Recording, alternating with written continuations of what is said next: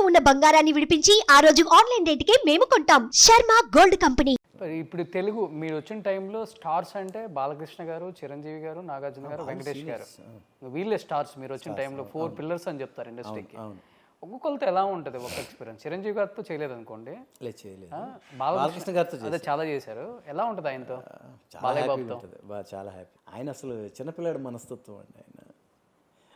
కాకపోతే మేమేంటంటే కొంచెము ఆయన ఎప్పుడైనా ఏదైనా కోపంగా ఉన్నాడు అది ఇది అంటే మేమే దూరంగా ఉంటాం. లేదంటే మేము సైలెంట్గా ఒకసారి విష్ చేసి దూరంగా ఉండేవాళ్ళం. ఆయనే పిలుస్తాడు, రండి కూర్చోండి అని చెప్పి ఆయన కూర్చోబెట్టుకునేవాడు, మాట్లాడేవాడు అని. అట్లాగే ఏమి ఆయన ఏదైనా సీరియస్గా ఉన్నాడంటే మాకే అర్థం అవుతుంది దూరం నుంచి. మేము దగ్గరికి వెళ్ళాం, ఆ టైంలో కొంచెం దూరంగా ఉంటాం మేము. ఓకే. తర్వాత ఆయనే పిలుస్తారు, పిలిచినప్పుడు వెళ్ళి మాట్లాడు. సో మ్యాక్సిమం అందరితో ఒక సపోర్టింగ్ క్యారెక్టర్, ఒక తమ్ముడు క్యారెక్టర్ చేస్తున్నారు. ఒక్క చిరంజీవి గారితో ఎందుకు యాక్ట్ చేయలేదంటే ఏమని చెప్తారు రాజ్ కుమార్ గారు? కుదరలేదు అంటే కాంబినేషన్ కుదరలేదా, లేకపోతే సినిమా కుదరలేదా, వాళ్ళు ఎవరు పిలవలేదు, అది మీరు కుదరలేదా అసలుకి? అబ్బాయి అలా అని భలే వాళ్ళు పిలిస్తే అన్నయ్య గారి సినిమాలో ఎగిరి గంతేసుకుని వెళ్ళి చేస్తాం మనం. పిలవలేదు మనం. ట్రై చేశారా మీరు ఎప్పుడన్నా? లేదు, ట్రై చేయలే. ఇప్పుడు ఇన్ని సినిమాలు చేశారు, అన్నీ ఏం అడగలేదా మీరు? ఇప్పుడు కూడా ఏదో ఎవరిని అడగలేను. నాకు వచ్చినవే నేను చేసుకుంటూ వెళ్ళాను సార్ ఎప్పుడు కూడా. ఓకే. నేను ఎప్పుడు కూడా ఈ రోజు వరకు దేవుడి దయ వల్ల ఎప్పుడైనా అంటే అలా అని కాదు, నేను పెద్దవాళ్ళు ఎప్పుడైనా ఏదంటే ఏమండి మీరు మమ్మల్ని పిలవరా అని ఊరికి సరదాగా అలా మాట్లాడుతుంటాం తప్ప మీ దాంట్లో నేను చేయాలి అని చెప్పి మనం వెళ్ళి ఎప్పుడు కూడా అలాగా చేయలేదు. ఓకే. నాకు వచ్చినవి నేను చేసుకుంటూ వెళ్ళాను. అసలు ఎలా ఉంటారు రియల్ లైఫ్లో? అంటే చాలా సెన్సిటివ్ అండ్ చాలా కామా, లేకపోతే స్ట్రైట్ ఫార్వర్డ్? కొంచెం నేను స్ట్రైట్ ఫార్వర్డ్ కాము ఇదన్నీ కాదు, కానీ అల్లరి అన్నీ ఉన్నాయి మన దగ్గర అన్నీ. ఆ సమయానికి సందర్భాన్ని బట్టి దాన్ని బట్టి మూవ్ అయిపోతూ ఉంటాం మనం. స్ట్రైట్ ఫార్వర్డ్ అన్నీ అవన్నీ ఎదుటి వాళ్ళు చెప్పాలి కానీ మనం చెప్పుకోకూడదు కదా. నేనైతే నార్మల్గా ఉంటాం, అసలు పెద్ద హడావుడి ఉండదు. హడావిడి అనేది నాకు ఫస్ట్ ఆఫ్ ఆల్ ఈ ఫాల్స్ ఇది అనేది నేను దానికి టచ్ చేయను అసలు. మనం నార్మల్గా ఉండాలి ఎప్పుడు. మనకి ఎదుటి వాళ్ళు చెప్పాలి మన గురించి, అంతే తప్ప మనం ఇది చెప్పుకోవడం అలా చేయడం, ఫాల్స్ స్టేజ్కి ఇలా చేయాలి అలా చేయడం.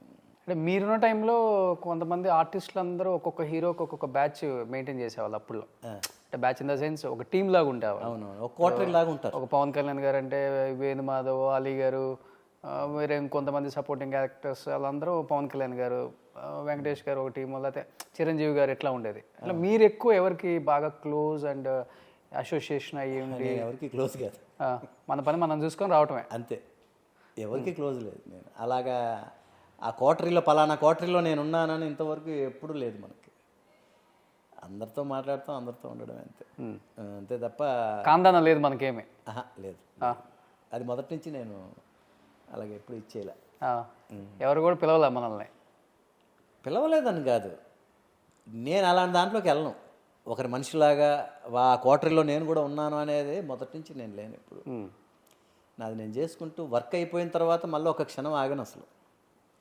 అక్కడ వచ్చేయడమే మళ్ళీ చెన్నై, డైరెక్ట్ చెన్నై. పని అయిపోతే ఇంటికి వచ్చేయాలి అంతే. ఇక్కడ చెన్నైలో కూడా జరుగుతూ ఉండేవి అప్పట్లో. షూటింగ్ అయిపోగానే ఇంటికి వచ్చిన తర్వాత ఇంకా సినిమా ప్రపంచానికి సంబంధమే ఉండదు అనమాట. ఇంట్లో ఒక సినిమా వాతావరణం కానీ అది కానీ అసలు ఆ డిస్కషన్ కూడా ఉండదు అనమాట. అసలు ఎవరు లేరు సినిమా వాళ్ళు ఇంట్లో, ఇంకా చాలా రేర్గా ఉంటారు ఇట్లా. ఇంట్లో ఏంటంటే ఈవెన్ నేను మా ఆవిడని అడుగుతూ ఉంటా, ఒక ఫోటో ఏదైనా నాది ఏదైనా పెడతాను నేను హాల్లో ఉన్నాను. అసలు ఏం లేదు, మీ పెళ్లి ఫోటోలు కానీ మీ పిల్లల ఫోటోలు కానీ. లవ్ మ్యారేజ్ కదా మీరే? Love marriage. అరే ఫస్ట్ ప్రపోజ్ చేసినప్పుడు ఫోటోను, లేకపోతే హనీమూన్ ఫొటోస్ ఎన్ని పెట్టుకుంటారు మెమరీగా వాల్స్ మీద అందరు కూడా? లేదు, అలాంటివన్నీ వద్దంటారు. ఫస్ట్ మీరు ప్రపోజ్ చేశారా, ఆమె ప్రపోజ్ చేశారా? ఇప్పుడు మగవాడే చేస్తాడు ఫస్ట్ ప్రపోజ్, సో మనమే చేసాం. ఆడవాళ్ళు చేసిన వాళ్ళు కూడా చాలా ఉన్నాయి లవ్ స్టోరీస్. ఏమో మా దీంట్లో అసలు అలా లేదు, నేనే ప్రపోజ్ చేశాను. ఆ తర్వాత తను చాలా కొంచెం టైం తర్వాత తను ఓకే చెప్పడం జరిగింది. ఓకే. అసలు ఎక్కడ ఇండస్ట్రీకి వచ్చిన తర్వాతేనా? ఇండస్ట్రీకి వచ్చిన తర్వాతే. చెన్నైలోనే టీ నగర్లో ఉండేవాడిని నేను అప్పుడు. మా ఇంటికి ఎదురుగా డయాగ్నల్గా హౌస్లో వాళ్ళది బంగ్లా అనమాట. సో ఆ విధంగా అప్పుడు పరిచయం. ఓకే. ఫస్ట్ టైం పరిచయం అంటే చూసుకోవడం జరిగింది. తర్వాత ఇంకా అప్పట్లో ఈ సెల్ ఫోన్స్ ఏమీ లేవు. ఇది కంటి చూపులే, అదేదో చూపులతో అనేది అంటారు కదా, ఫస్ట్ అలాగే స్టార్ట్ అయ్యి ఇంకా అలాగే చిన్నగా పెళ్ళి వరకు వచ్చింది అంతే. సో చాలా తక్కువ మందికి తెలుసు మీ వైఫ్ కడప రెడ్డిస్ వైఎస్ రాజశేఖర రెడ్డి గారి కుటుంబానికి సంబంధించిన అమ్మాయి. వాళ్ళ దగ్గర అంటే బంధువులు family friends. ఒక రాజశేఖర రెడ్డి గారి ఫ్యామిలీను వీళ్ళ ఫ్యామిలీ, సిఎంఆర్ ఫ్యామిలీ, తర్వాత కందుల ఓబుల్ రెడ్డి గారి ఫ్యామిలీ, వీళ్ళందరూ ఫ్యామిలీ ఫ్రెండ్స్ అనమాట కడపలో. ఓకే. అంటే ఈ ముగ్గురే అప్పుడు మైన్ ఓనర్స్ జిల్లాలోనే. మీ మామయ్య? మా మామయ్య గారు బలరామరెడ్డి గారు, సీఎం బలరామరెడ్డి అంటారు ఆయన. ఓకే. ఎక్స్ జిల్లా పరిషత్ చైర్మన్ కడప. ఓకే. రామారావు గారి టైంలో తెలుగుదేశంలో 2 టర్మ్స్ జెడ్పీ చైర్మన్ ఆయన. ఓకే. అంటే ఇప్పుడు మన తులసిరెడ్డి గారు ఉన్నారు కదండి, అవునవును. తులసిరెడ్డి గారికి ముందు మా మామయ్య గారి తర్వాత జెడ్పీ చైర్మన్ అయింది తులసిరెడ్డి గారు. ఓకే. ఈయన 2 టర్మ్స్ చేశారు. అది కూడా జెడ్పీ చైర్మన్. ఈయన డైరెక్ట్ ఎలక్షన్స్లో గెలిచాడు. ఈయన direct elections. And Reddys and that Rajasekhara Reddy గారి ఫ్యామిలీ ఒప్పుకున్నారా సార్ ఇమ్మీడియట్గా, లేదా రాయలసీమలో అందులో ఏమి లేవా చేజింగ్లు? ఆ టైంలో దొరికింటే కైమా కొట్టేసిండేవాళ్ళు. అది తర్వాత ఇంకా మా పెద్ద అబ్బాయి పుట్టిన తర్వాత ఇంకా 2 ఫ్యామిలీస్ కలిసిపోయినాయి. ఓకే. సో ఇప్పుడు రిలేషన్ మెయింటైన్ చేస్తున్నారా జగన్ గారి ఫ్యామిలీతో, భారతి గారితో కలవటాలు? ఇప్పటికీ మ్యారేజెస్ ఫంక్షన్స్ ఏదున్నా కూడా లేడీస్ వాళ్ళ ఫంక్షన్ మాట్లాడుకుంటుంటారు, రెగ్యులర్గా అటెండ్ అవుతూ ఉంటాం ఫంక్షన్స్, అవన్నీ ఏం లేదు. సో ఇప్పుడు వాళ్ళ ఫ్యామిలీలో కూడా యాక్టర్స్ 2 అల్లుళ్ళు ఉన్నారు. అయితే ఇటు సీనియర్ అల్లుడు రాజ్ కుమార్ గారు, అటు మన మోహన్ బాబు గారు అబ్బాయి మంచు విష్ణు. అంటే అట్లా అదేం లేదు, వాళ్ళు ఇప్పుడు ఫ్యామిలీ ఫ్రెండ్స్ అంతే. కలుస్తారు, మీరు కలుస్తుంటారు ఆ ఫ్యామిలీతో? జస్ట్ 2 days ముందు కూడా మేము మ్యారేజ్కి ఇక్కడ చెన్నైలోనే సునీల్ రెడ్డి గారి అమ్మాయి మ్యారేజ్కి వైఎస్ మాధురి రెడ్డి గారు, సునీల్ రెడ్డి గారు ఉన్నారు కదా, పెద్ద అంటారు ఆ అబ్బాయి. ఓకే. వాళ్ళ అమ్మాయి మ్యారేజ్ కూడా అటెండ్ అయ్యాం అందరం ఇక్కడ చెన్నైలో. సో ఆ రిలేషన్స్ అంతా బాగానే ఉన్నాయి ఇప్పుడు. మేడంకి అసలు ఇండస్ట్రీ అంటే టచ్ లేదు ఇంకా అస్సలు. ఆమె పక్కా పొలిటికల్ ఫ్యామిలీ, పొలిటికల్ ఇది, అసలు ఇండస్ట్రీకి టచ్ లేదు ఇంతవరకు. అసలు ఏ స్క్రీన్ ముందుకు రాలా.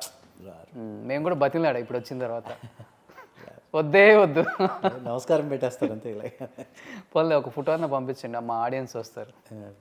అంటే మీరు ఎంత క్యూట్ కప్పులో తెలియాలి కదా. పంపిస్తాను సార్.